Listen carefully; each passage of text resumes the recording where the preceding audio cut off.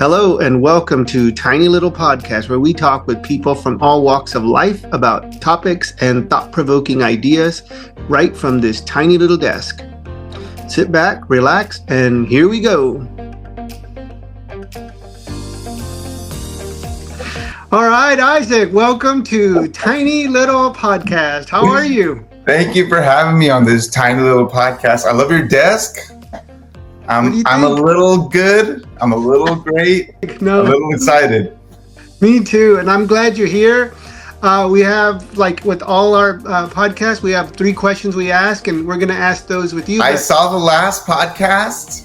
Yeah? I hear it's blowing up on the interwebs in a little way. We are almost at 3 viewers. Perfect. It's a little tiny little podcast, tiny little audience. That's all we need. The duck is new, huh? Yeah, he's new. He wasn't there before, but can I see we how have our big it is? Can you actually grab it? This is it's tiny. We're here, but you know what? Yeah, we're all about you today, and I think your topic is going to be on this idea of mentorship, and I'm going to ask you a few questions. I've got my tiny little notes here from my session, so we'll start off with our first question, which is all about insights, and then we move to lessons learned, and last we go into forward action. So my question number 1 for you on mentorship, and I really want to ask why you chose this topic, but we're talking about that and how it guides you in the work you do, and also your life experiences. Tell us a little bit about your how you leverage mentorship, and what are some key insights that you collect from mentors, whether it's about your daily walk or your faith, or and who are some of your good mentors? Perfect. Well, thank you so much, John, or who I refer to as boss, even though you're no longer my boss, because I feel like this was the perfect thing to talk about, because this tiny thing could be a big thing, right? Yeah. Mentorship to some seems like a small thing, but could be totally game changer in your life. One day, a long time ago, I read this book called Who Not How by Dan Sullivan. And it talks about how you could get anywhere in life if instead of figuring out how to do something, you can just find out who already knows how to do it. Love that. So in our case, you were in this industry and you helped kids, and you just really helped with educational technology and all of that. And I found my who, which was you, and you became my mentor, and I've just used that, and I owe you so much for opening my eyes and opening the door for me in this way. But in the same way, mentorship can be all over the place, right? Whatever you want to be a good thing at. I want to be a good dad, so I have a mentor for my dad, even if he doesn't know it, right? I have a mentor to be a good friend, basically, and partner, that kind of thing. A good husband. I have people that are mentors in my life where if I ask them one question, it'll allow me to skip maybe decades. I know that sounds hard to believe, but maybe decades of time of figuring out how to do something. So it's a cheat code. Isaac, I remember when I first met you, and your dad had asked me to connect with you, and you came out and you were real curious about the world around you, the space, the work that we did in education, and I think you just like super leaped or jumped this tiny little step into a big step, and it's great to see your successes professionally and personally. So I like that mentorship grounds you, and that you really use that, and you were so young to lean on that, where others like, no, I'm going to go conquer the world on my own. So that's impressive. Well, let's move to question number 2. Okay. Sort of like the next topic is lessons learned. Like, so what are some big takeaways that you've gained from mentors, or this idea of mentorship, and how do you live those out? Sure. So first and foremost, choosing who you have as a mentor can both help you, and a big lesson that I learned recently is it can also really hurt you. Ooh, that's good. So my biggest insight is not only finding somebody who you can trust per se, but actually knows what they're talking about.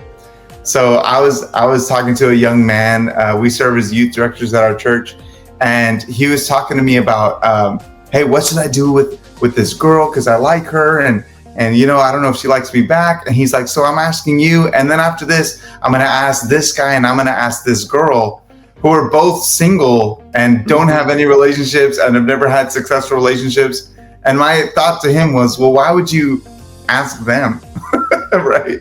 So finding a mentor that you can trust, you can be honest with, and gain insight from that, and knowing doing what they say. First of all, do exactly what they say, but that person needs to know what they're saying when you're doing it, right? Yeah, I like that you said, why would you ask them? It's those lived experiences. Yeah. And it's good. You have a lot of lived experiences that you could share with this young guy, right? Well, we're going down to the last question, and this has been really fun. But this is the topic of forward actions. So when you think about going forward, what actions do you take from this idea of mentorship, or do you see yourself as a mentor, like in the future, or maybe even now, like you just gave an example?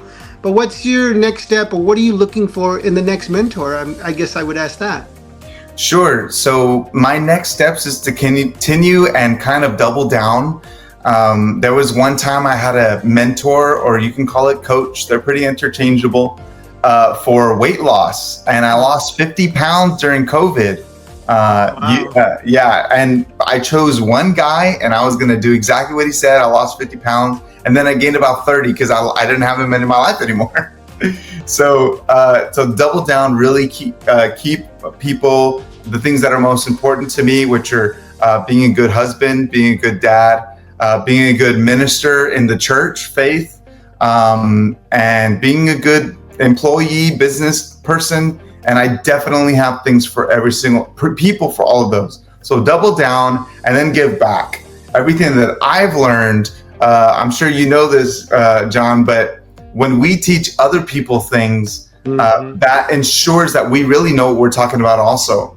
And if somebody comes to me, like in our youth ministry, and they're asking about something really intense, like we talked about the other day, did God create darkness? And it's like, whoa, hold on a second. Let me just really hone in on this and do my research. So me giving back in a selfish way helps me, but it also spreads mentorship, and this tiny little thing can be really, really big and impacting. Those are my next steps, is to continue to double down in both ways, giving and receiving. Well, speaking of this tiny little thing, do you have any tiny little objects in your life? What do you have? I do like little things. If you see my wife, she's a little thing, and I like her. So I have this, which is my Bible. Oh, how cool. I love it. It's beautiful. And then I have a collection of tiny pops. These are my little Oh my gosh, I love those. I love the Lord of the Rings. Oh, if you can't see the size, here's one of them. Frodo. Oh, tiny little Frodo. It's really, it's tiny. And then here's his little hobbit hole. So, and then just as a celebratory Funko Pop mood, I brought this guy. This was a gift from you. I don't know if you remember, but you gave me this, and I've had it for years. So, what does it say? It says, "Shine like the bat signal." You shine do. Like diamond. There you go. You shine bright, and I appreciate you on Tiny Little Podcast. And we'll meet again. And I'm so grateful for you too. I consider you a mentor as well in how you live your life. So thank you so much for joining us. That's all for today. Insights, lessons learned, and forward actions. If you'd like to be a guest on Tiny Little Podcast, visit our website at jocolaunch.com/TLP. Sign up to be a guest, and we look forward to seeing you. Have a great day.